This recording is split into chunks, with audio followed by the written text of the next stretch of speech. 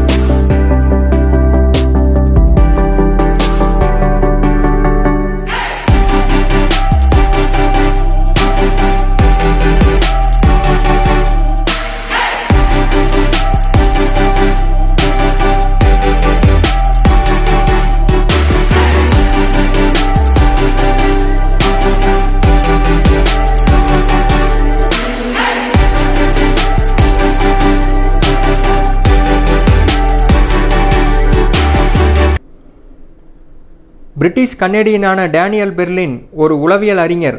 இவர் மனிதர்கிட்ட இருக்கிற ஆர்வத்தை பற்றி ஆராய்ச்சி செஞ்சு ஆர்வத்தை 2 வகையாக பிரிக்கிறார். 1 உணர்வார்வம், 2 அறிவார்வம். உணர்வார்வம்.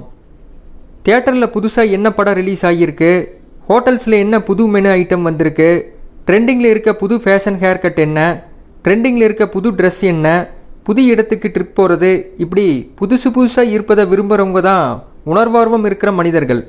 உணர்வார்வம் இருக்கிற நபருக்கு டேர்ன் ட்விஸ்ட் இருக்கிற புதிர்மிக்க விஷயங்களில் தான் ஆர்வம் அதிகமாக இருக்கும். இவங்களுக்கு கலை, இலக்கியம், புக்ஸ் படிக்கிறது, சயின்ஸ், ஃபிலசாபி இதிலெல்லாம் ஆர்வமே இருக்காது.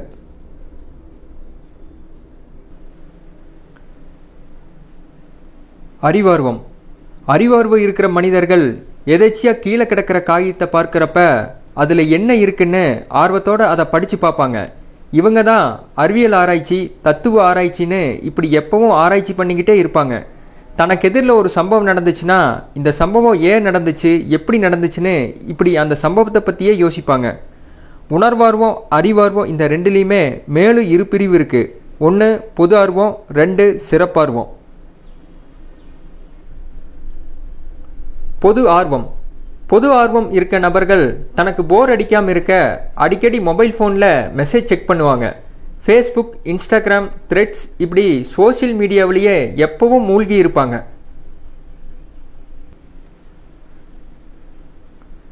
சிறப்பார்வம். சிறப்பார்வம் இருக்கிற நபர்கள் குறிப்பிட்ட விஷயத்தில் மட்டும்தான் மூழ்கி இருப்பாங்க. குறிப்பாக மியூசிக், கவிதை, சயின்ஸ் இப்படி ஏதாவது குறிப்பிட்ட ஒன்றில் அதிக ஆர்வத்தோடு இருப்பாங்க. சில நேரங்களில் ஏதாவது ஒன்று மேலே ஆர்வம் அளவுக்கு அதிகமாக இருக்கிறப்ப அது ADHDன்னு சொல்கிற ஆர்வக்கோளாறாக மாறி போகுது.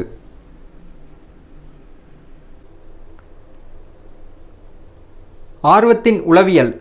ஜார்ஜ் லீவன்ஸ்டீன் ஒரு உளவியல் அறிஞர். இவர் இன்ஃபர்மேஷன் கேப் தியரின்னு ஒரு கோட்பாட்டில் ஆர்வத்தை பற்றி விரிவாக சொல்லியிருக்காரு. இன்ஃபர்மேஷன் கேப் தியரியை தமிழில் கணிப்பிடைவெளின்னு சொல்லுவாங்க. நம்மளை சுற்றி நடக்கிற சம்பவங்கள், நம்மளை சுற்றி இருக்கிற மனிதர்களுடைய குணாதிசயங்களை பற்றி நம்ம ஒவ்வொருத்தரும் ஒரு வகையான முன்கணிப்பு வச்சுருப்போம். ஃபார் எக்ஸாம்பிள், மதிய நேரத்தில் அந்த ஹோட்டல் போனால் ரொம்ப ரஷ்ஷாக இருக்குன்னு ஒரு கணிப்பு இருக்கும். அந்த ஆக்டரோட படம்னா நிச்சயம் ரொம்ப நல்லா இருக்குன்னு ஒரு கணிப்பு இருக்கும். அந்த டாக்டர்கிட்ட போனால் ஃபீஸ் எப்போவும் அதிகமாக தான் வாங்குவார்னு ஒரு முன்கணிப்பு இருக்கும். இப்படி நம்ம எல்லாருக்குமே ஒவ்வொன்றை பற்றியும் ஒரு முன்கணிப்பு இருக்குது. சில சமயத்தில் நம் முன்கணிச்சதுக்கு நேர் எதிராக ஒரு சம்பவம் நடந்துச்சுன்னா ஏன் நம்ம நினச்ச மாதிரி இந்த சம்பவம் நடக்காமல் வேறு மாதிரி எப்படி நடந்துச்சுன்னு வியப்பாக இருக்கும். அந்த வியப்பு தான் நமக்கு ஆர்வத்தை கொடுக்கும். ஒரு த்ரில்லர் படம் பார்க்குறப்ப அடுத்து இந்த சீன் தான் வரப்போகுதுன்னு நம்ம நினைக்கிறப்ப வேறு சீன் வந்து ட்விஸ்ட் கொடுத்தா நமக்கு வியப்பாக இருக்கும். இந்த வியப்பு தான் அடுத்தடுத்து இந்த படத்தில் என்ன நடக்க போகுதுங்கிற ஆர்வத்தை கொடுக்கும். அந்த த்ரில்லர் படத்தில் அடுத்தடுத்த சீன் நம்ம கணிச்சது மாதிரியே 80% இருந்து 20% மட்டும் நம்ம கணிக்க முடியாமல் இருந்தால் அந்த படம் நமக்கு ஆர்வத்தை கொடுக்கும். இந்த ஃபார்முலாவை வச்சு தான் த்ரில்லர் படங்களை நம்ம எடுப்பாங்க. ஸோ மனிதர்களுக்கு எந்த ஒரு விஷயத்திலும் ஆர்வம் வரணும்னா கொஞ்சம் கணிப்பிடவெளி இருக்கணும். ஆர்வத்தின் நரம்பியல்.